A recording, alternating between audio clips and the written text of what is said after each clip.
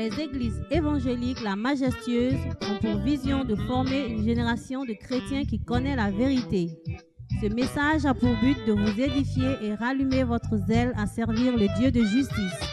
Puisse ce message contribuer à l'accomplissement des promesses divines dans votre vie. Bonne écoute et Dieu vous bénisse.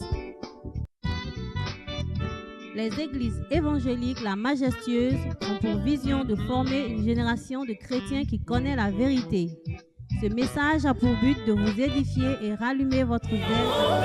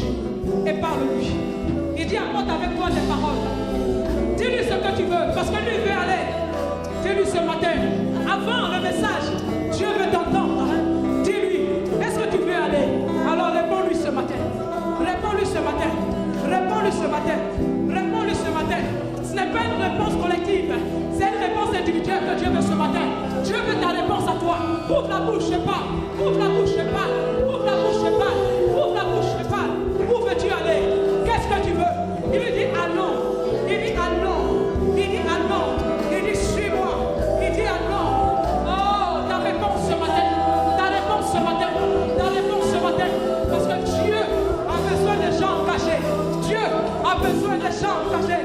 Allons, allons, allons, allons.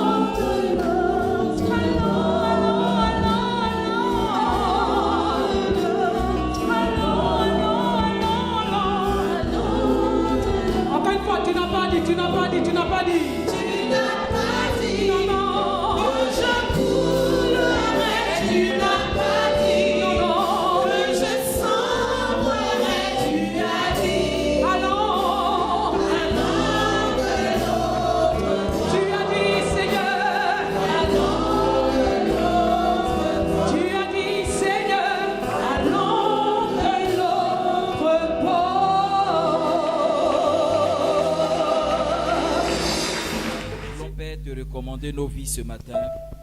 Nous voulons nous abandonner entre tes mains, notre Dieu, notre Roi, toi qui nous as attirés en ce jour. Tu nous as fait la grâce de vivre une semaine pleine. 7 jours qui n'ont pas manqué d'apporter pour chacun d'eux la grâce et tes bontés renouvelées. Lundi nous a bénis, mardi aussi, mercredi, tout comme jeudi, vendredi et samedi. Et nous nous retrouvons aujourd'hui dimanche. Père, nous voulons recevoir de toi la part qui nous fera du bien, la part qui transformera nos vies, la part qui changera nos vies et la part qui nous fera avancer plus loin. Éternel, c'est ta parole qui a tout fait et rien ne peut vivre, rien ne peut exister sans elle. Tu soutiens toutes choses par ta parole puissante et c'est sur ta parole que tu veilles pour l'accomplir. C'est pourquoi ce matin, nous voulons nous disposer à recevoir cette parole sur laquelle tu vas veiller pour l'accomplir. Nous voulons nous disposer à recevoir cette parole qui va nous bénir, qui va nous transformer, qui va changer nos vies. Cette parole qui nous fera affronter l'avenir avec une ferme espérance. Père, nous voulons nous disposer à cet instant. Au moment où nous savons que ton esprit est présent au milieu de nous, selon que tu le déclares. Quand 2 ou 3 s'assemblent, tu es déjà présent. Nous accueillons ta présence. Nous voulons, ô Père, comme Jean-Baptiste pouvait le dire, disparaître totalement pour te donner la place. Je veux, Seigneur, ainsi que tu sanctifies ce corps debout que je suis pour en faire un canal qui reçoit et qui transmet fidèlement. Ce vase de terre que tu sanctifies afin d'en faire ce matin un instrument de bénédiction pour ton peuple. Reçois-moi, ouais-moi, envoie-moi et bénis ton peuple au nom de Jésus. Dis Amen. Dis Amen. Et on s'assoit tout doucement. Maintenant, vous qui êtes à ma gauche ici, pourquoi vous étiez assis déjà pendant que je priais? Bien, la prière ne vous intéressait pas. Gloire à Dieu. Gloire à Dieu. Gloire à Dieu. Alléluia. La Bible dit, au commencement, Dieu créa les cieux et la terre. La terre était informe et vide, c'est-à-dire il n'y a rien qui existait, tout était mélangé, il y avait un chaos. Il y avait les ténèbres à la surface de la terre et l'Esprit de Dieu se mouvait au-dessus. Et Dieu dit que la lumière soit. Et la lumière a été. Dieu a regardé et Dieu a dit, c'est bon.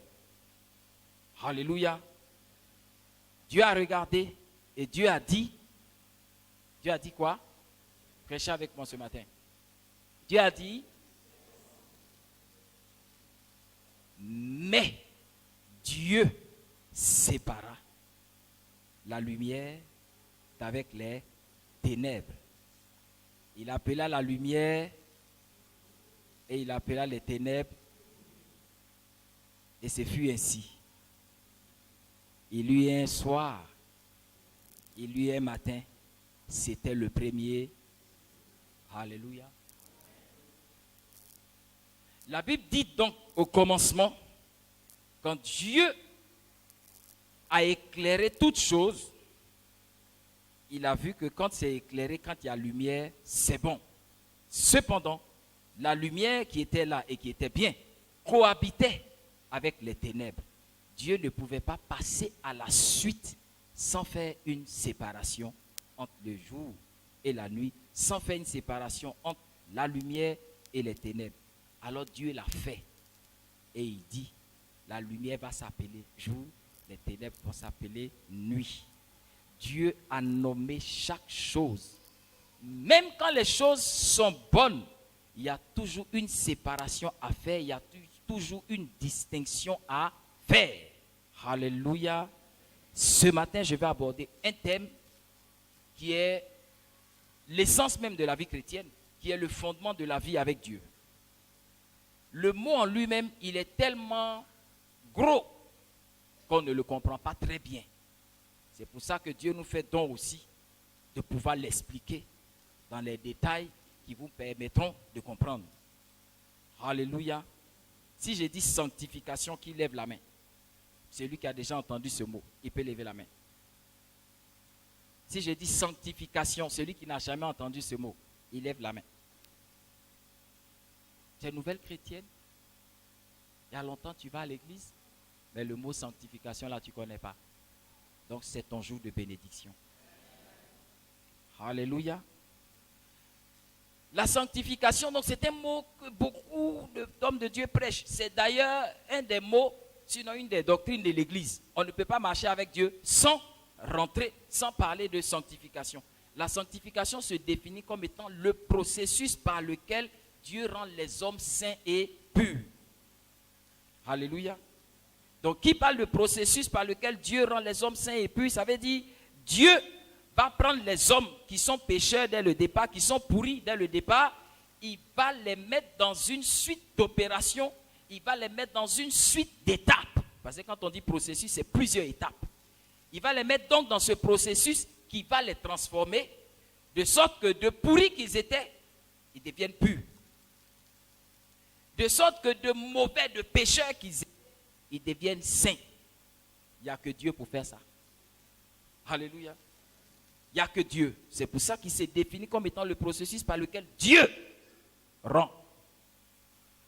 Alléluia. Je pose les bases, mon message ce matin. Donc si la chose vient de Dieu, Dieu attend de nous que nous nous disposions. Si dès le commencement, Dieu lui-même en créant toute chose, en appelant la lumière, il est obligé de séparer ténèbres et lumière. Ça fait partie des lois de la création. Or, les lois de la vie sont soumises aux lois de la création. Donc, si nous vivons dans notre vie à un moment ou à un autre, Dieu sera obligé de séparer quelque chose avec une autre chose. Gloire à Dieu. À ce stade, tes yeux sont comme ça. Il s'en va où? Ce matin, c'est un matin de mon onction. Voilà. 2 Corinthiens chapitre 6. Tu vas prendre ta Bible avec moi. 2 Corinthiens chapitre 6. Nous allons lire du verset 17 au verset 18. Moi, mon onction là, c'est comme quelqu'un disait, un cuisinier, tu ne sais pas ce qu'il va préparer. Il prend tous les ingrédients, il ne te dit pas. Mais à la fin, quand tu goûtes, c'est doux. Alléluia. Voilà. C'est pour ça que Dieu dit aux uns, il a donné d'être évangélistes, d'autres prophètes, d'autres apôtres, d'autres pasteurs, d'autres enseignants. 2 ministères très démonstratifs, prophètes et puis enseignants. Au bout de 2 minutes, tu les écoutes parler, tu reconnais le prophète. Au bout de 2 minutes, tu écoutes un enseignant parler, tu le reconnais. Parce que l'enseignant, c'est ça. C'est celui qui va prendre toutes les difficultés de la parole de Dieu que tu ne peux même pas comprendre. Quand il a fini de te simplifier ça, tu dis, hein? Je n'avais pas vu ça comme ça. C'est un don. Ou tu l'as, ou tu ne l'as pas. Alléluia. J'ai ça. Par la grâce de Dieu. 2 Corinthiens 6, 17 et 18. C'est pourquoi, sortez du milieu d'eux et séparez-vous, dit le Seigneur. Ne touchez pas à ce qui est impur et je vous accueillerai. Je serai pour vous un père et vous serez pour moi des fils et des filles, dit le Seigneur Tout-Puissant. Alléluia. On peut répéter avec moi, non? Le verset qu'on vient de lire, sinon les 2 versets. C'est pourquoi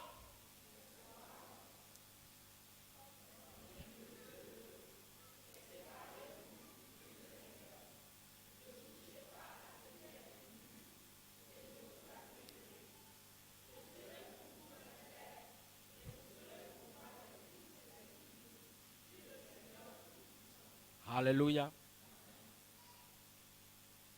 Normalement, on doit partir à la maison, le culte est fini. Alléluia.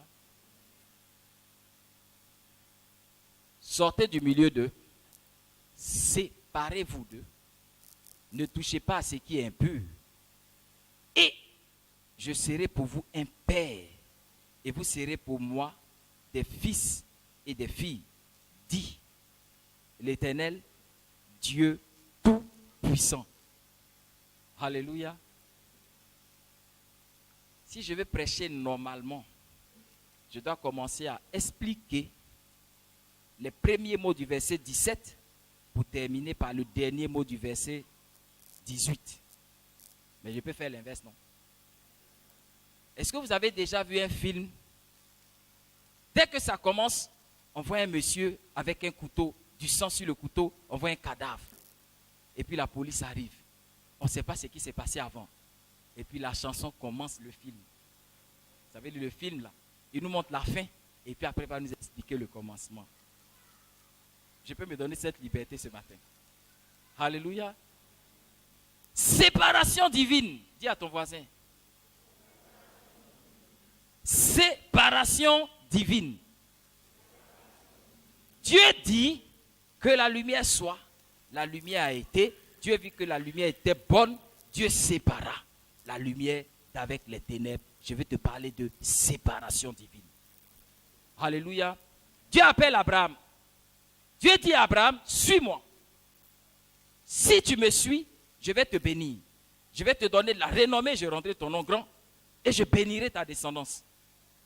Alléluia. Gloire à Dieu. Abraham avait 75 ans. Abraham était stérile, il était vieux et il était faible. Dieu lui dit, si tu me suis, voici ce que je ferai de toi. Si tu sondes, si tu sépares, si tu ne touches pas, voici ce que je ferai de toi. Alléluia. Gloire à Dieu. Donc Dieu dit à Abraham, si, voici ce que je ferai. Dieu pose les conditions et il dit ce qu'il fera. Alléluia. Abraham accepte de le suivre en quittant père, patrie de son père, maison familiale, et il suit Dieu. Comme chacun de vous l'a fait un jour. Alléluia.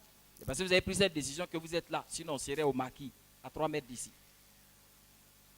Abraham donc suit Dieu après que Dieu a fait des promesses. Abraham donc c'est impuissant, faible, avancé en âge. Après quelque temps, Abraham réfléchit parce qu'il ne voit pas ce que Dieu a fait. Je dis bien parce qu'il ne voit pas ce que Dieu a fait. Abraham s'assoit un jour, il dit mais ça suffit. Dieu a dit si je le suis, il me donnera une renommée, il me bénira et il me donnera une descendance. Avant de parler de descendance, il faut qu'il y ait un enfant. Il n'y a pas, en tout cas mes yeux ne voient pas. Bon, quand je regarde ce qui peut être enfant pour moi, c'est qui? Lot. Et cependant, Abraham lui-même là, quand il s'assoit, qu'est-ce qu'on appelle enfant? Il connaît qui est le père de Lot, il connaît qui est la maman de Lot. Gloire à Dieu. Et il se déclare père de Lot. Et il vit que cela était bon. Mais Dieu sépara cela d'avec cela. Dieu lui dit, Abraham, ce n'est pas ce que j'ai dit. C'est bien. Vous pouvez avoir plusieurs enfants dans votre maison, vous ne faites pas la différence entre eux. C'est bien. Mais cependant, Dieu fera la séparation. Dieu dit, je t'ai bien dit, je te donnerai une descendance. Gloire à Dieu. Après que Dieu sépare ça là d'abord, Abraham laisse passer un temps. Alléluia. Et puis Abraham réfléchit. Il dit, mais en dehors de Lot, il y a bien Eliezer de Damas dans ma maison. Ce gars, il a été très fidèle depuis, je l'ai pris tout petit. Je l'ai mis à l'école. Il a grandi, il a travaillé, il est avec moi. Lui là, quand je l'envoie, il part. Il est tellement gentil. Ah, c'est moi qui avais mal vu. C'était pas Lot, c'est Eliezer. Abraham vit que cela aussi était bon. Si quelqu'un est fidèle, si quelqu'un est bien avec vous, c'est bon de lui rendre selon sa fidélité. C'est bien. Dieu vit que cela était bon. Mais Dieu sépara.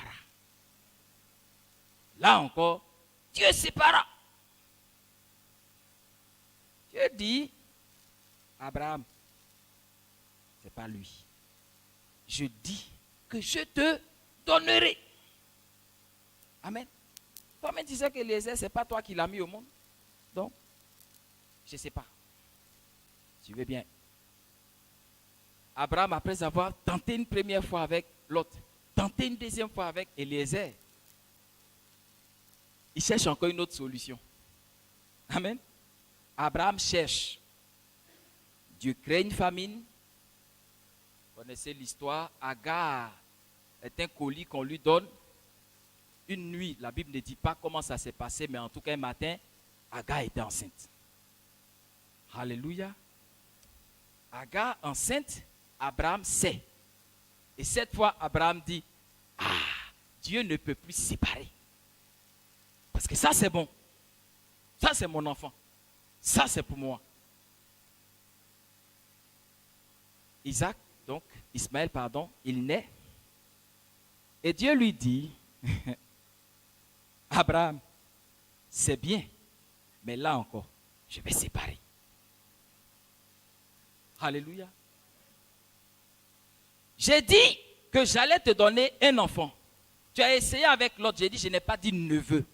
Tu as essayé avec Eliezer, j'ai dit, je n'ai pas dit un enfant fidèle dans ta maison.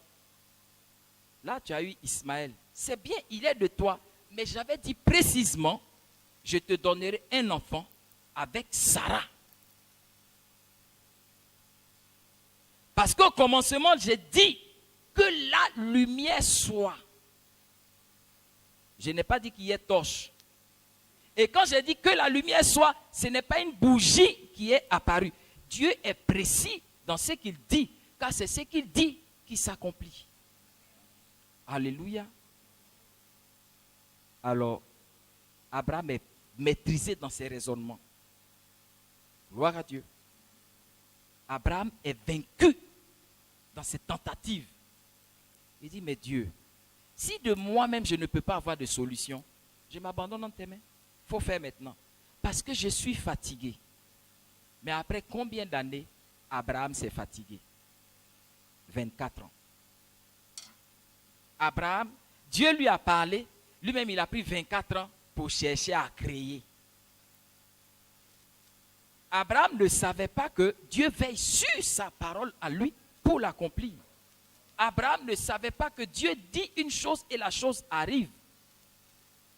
Abraham ne savait pas que le Dieu qu'il a appelé, il est fidèle pour accomplir ce qu'il dit.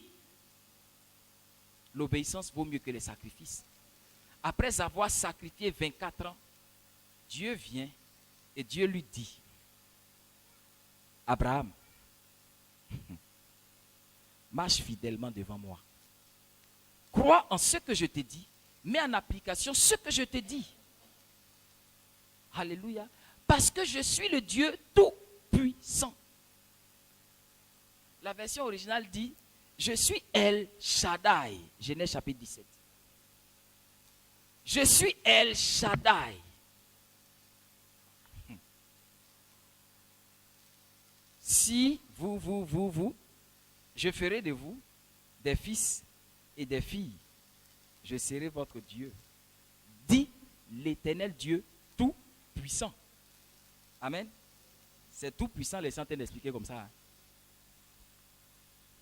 Dieu dit donc à Abraham, je suis le Dieu tout-puissant. Je suis El Shaddai. Écoutez, toutes les fois que Dieu s'est révélé à un homme sous une appellation ou sous un nom, l'action qu'il va entreprendre se trouve dans son nom. Dis Amen, même si tu ne comprends pas. Regardez. Quand Dieu apparaît à Abraham et qu'il commence à lui parler, il regarde Abraham vieux, faible, impuissant et il lui dit, je vais te rendre capable, je vais te bénir, je vais faire des choses que toi tu ne peux pas faire. Alléluia. Parce qu'avant toute chose, mettons-nous d'accord, on invoque Dieu, on appelle Dieu quand on ne peut pas. Alléluia. On invoque Dieu, on appelle Dieu quand on est dépassé dans nos capacités humaines. Abraham ne peut pas avoir enfant. Dieu va prendre le relais. Alléluia. On est d'accord. Alors donc, devant cette incapacité totale d'Abraham, Dieu lui dit, je suis le Dieu très haut. Alléluia. Les premières fois où Dieu parle à Abraham, il se présente à lui comme le Dieu très haut. Pourquoi Dieu très haut? Parce que quand Abraham regarde dans sa condition sur la terre ici, il ne sait pas par où ça va sortir. En cela, là, la Bible dit, les voies de Dieu sont au-dessus des voies de l'homme comme le ciel est au-dessus de la terre. Donc celui qui te parle, il est au-dessus de tes considérations et de tes connaissances humaines terrestres. Il est trop haut. Je suis le Dieu trop haut. Ce que je te dis là, c'est trop haut. Alléluia. Donc le Dieu très haut, c'est celui qui va faire les choses hautement spirituelles. Tes capacités humaines, il va les dépasser.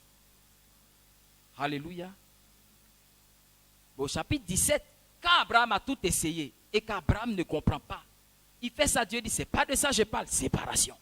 Il fait ceci, c'est pas de ça, séparation. Abraham est vaincu dans tous ses calculs, dans toute sa connaissance humaine. Alléluia.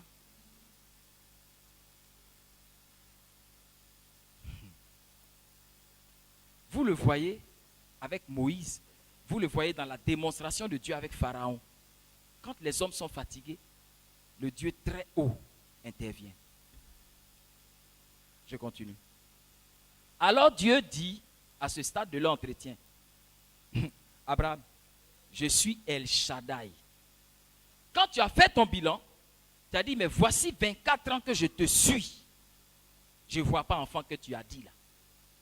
J'ai tout essayé, je ne vois pas.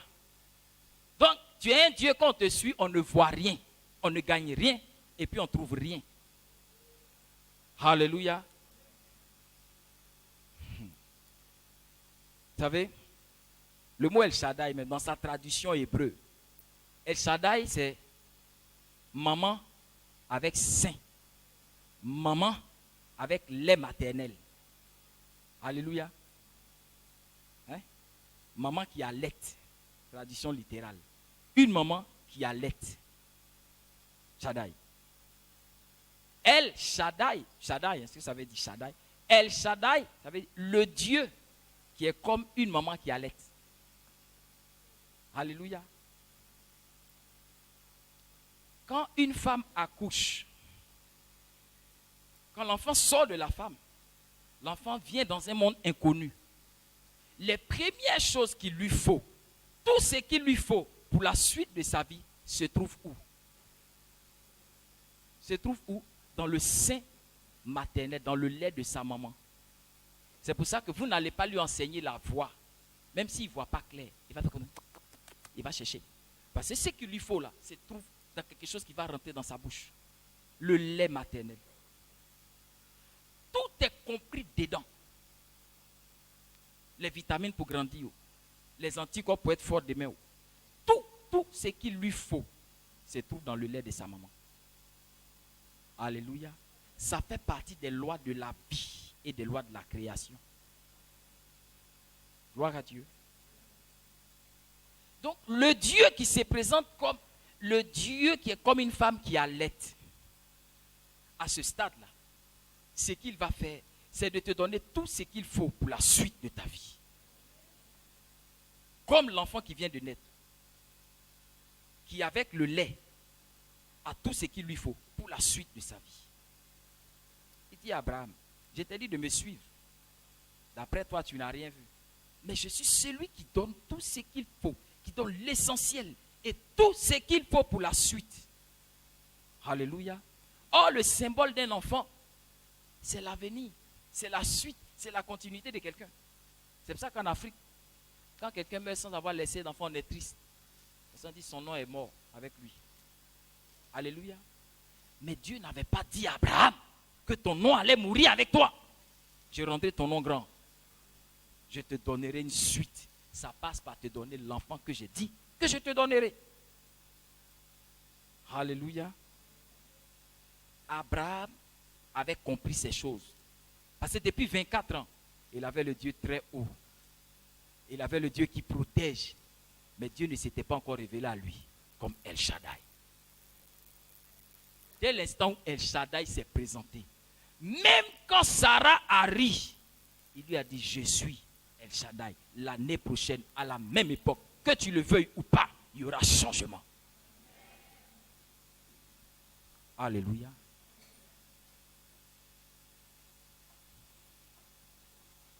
Est-ce que El Shaddai n'a pas fait? Il a donné à Abraham. Il lui a donné Isaac avec Sarah. Tel qu'il avait dit, tel il a fait. Alléluia. Gloire à Dieu. Bien. Alors donc je reviens à notre film. Ça va, on commence à comprendre où le couteau est quitté, où le cadavre est quitté, non? Amen. Donc le Dieu qui dit, je suis le Dieu Tout-Puissant, moi qui parle, qui dit, si vous sortez du milieu d'eux, si vous vous séparez et que vous ne touchez à rien d'impur, vous serez mes enfants, mes fils et filles, et je serai votre Dieu. Celui qui parle dit, je suis El Shaddai, le Dieu Tout-Puissant. Ah! Qu'est-ce qu'il nous demande? Il dit, sortez du milieu d'eux, séparez-vous d'eux, ne touchez à rien de ce qui est impur. Mais ça s'appelle un dépouillement total. Alléluia. La Bible dit, le monde et tout ce qu'il contient est inimitié contre Dieu. Amen. Tout ce qui est dans le monde, et le monde même là, c'est contraire à Dieu et c'est contraire au plan de Dieu. L'apôtre pouvait nous dire, dans le monde, il y a convoitise de la chair, convoitise des yeux, orgueil de la vie. Tout ça là, c'est péché. Or, nous sommes dans le monde là. Nous sommes dans le monde. Comment est-ce que nous allons nous en sortir? Faudrait-il que nous sortions du monde? Faudrait-il que les chrétiens aient une île suspendue entre la lune et la terre pour que nous vivions une vie propre avec Dieu? Ce n'est pas le plan de Dieu. Hein? Dieu nous a créés pour être sur la terre avec tout ce que ça comporte. Cependant, nous sommes là. Alléluia. Et il dit, sortez du milieu d'eux, séparez-vous d'eux, ne touchez à rien d'impur. Alors, El Shaddai sera votre Père. Alléluia. Mais c'est une séparation difficile. Être avec des gens, sortis du milieu d'eux, ça s'appelle séparation. Alléluia. Et c'est ce que Dieu nous demande. Comment est-ce possible? Mais le monde là, il y a le monde physique, le monde matériel dans lequel nous vivons. Mais le monde aussi, il y a le monde moral. J'ai envie de dire le monde système de pensée. Donc autant nous sommes dans le monde physique, le monde en lui-même invisible a un système de pensée, a un monde moral. Comment le monde fonctionne? Quel est le monde d'aujourd'hui? Quel est le code de conduite du monde d'aujourd'hui? Le Seigneur l'avait annoncé. Il dit, un temps arrive où le monde va ressembler à ceci. Les gentils même, on va s'étonner. Les gens bons même, on va s'étonner. Aujourd'hui, quand il rend service à quelqu'un, il n'est pas étonné. Il dit, ça existe encore sur la terre. Parce que ce qui est normal, c'est quand tu veux du pain, on te donne serpent. C'est le mal qui est maintenant en son temps de règne. Les enfants doublent leur papa. Les filles maudissent leur maman. Après avoir têté leur lait. Après qu'elle a été Shaddai pour elle. Le monde est méchant. Les enfants tuent les pères. Les amis tuent les amis. Alléluia. Pour avoir l'argent, on tue. Alléluia. Le monde est devenu bizarre. Celui qui a raison, on le tue. Celui qui est gentil, on dit il est bête. Celui qui est bon, il est fou. Voici les nouvelles lois morales du monde. Le Seigneur avait dit, les temps arrivent où les hommes seront méchants, égoïstes, fanfarons, blasphémateurs. Aujourd'hui, quand tu parles trop de Dieu, on dit attention là. Toi, tu n'es pas tolérant. Ou bien tu es intégriste. On crée des mots parce que le fonctionnement du monde doit être anti-Dieu. Les gens font quelque chose qui est mauvais. Tu dis, on dit tu es phobe de ça. Tu es phobe, homophobe, criticophobe, phobe de tout. Alléluia. Tu es pédophobe. Tu es contre les PD. Homophobe contre les homosexuels. Alléluia. Où va le monde? Ce qui est correct, on dit c'est pas bon. On appelle le mal bien et on appelle le bien mal. Quel est ce monde-là? C'est de ça que le Seigneur nous parle. Il dit de ce monde et de ce système de pensée, sortez, vous qui êtes enfants de Dieu. Paul pouvait dire, ne vous conformez pas au siècle présent. Lisez bien la Bible. Paul dit bien, ne vous conformez pas au siècle présent. Parce que ce siècle-ci, c'est celui-là que le Seigneur annonçait. Ne soyez pas comme le monde est maintenant. Ne faites pas comme eux. Sortez du milieu d'eux. Séparez-vous d'eux. La Bible ne dit-elle pas les mauvaises compagnies corrompent les bonnes mœurs? Alléluia. Je vous ai enseigné sur Judas. Judas s'est séparé de ses frères un moment. Ce qui est bien, ce n'est pas mauvais. Et il est allé dans une ville, il a rencontré un ami, il a rencontré quelqu'un dont il en a fait l'ami. C'est ce que l'ami connaît qui lui a enseigné. L'ami, là, lui, va chez les prostituées. Judas était au milieu de ses frères et il connaissait que l'élevage. L'ami, lui, connaît prostitution. Alléluia. Il a dit à Judas, accompagne-moi dans un coin. Judas l'a accompagné dans le coin. Judas a eu des problèmes. Parce que dans ce coin, après avoir vécu ce qu'il a vécu là-bas qui était doux, il a laissé sa corde, il a laissé son bâton. Ça lui a coûté quelque chose. Alléluia. Plus tard, le souvenir de son péché, quand ça lui revient, il dit, mais Ira est mauvais. Ira m'a mis dans le problème. Parce que Ira l'a laissé régler le problème tout seul. Alléluia. Ce n'est pas tous les amis on suit. Oh. Le Seigneur dit, la lumière, c'est bon. Mais, séparation. Il y a des camarades, ils vous envoient dans des coins. C'est bon. Oh. Mais, séparez-vous d'eux.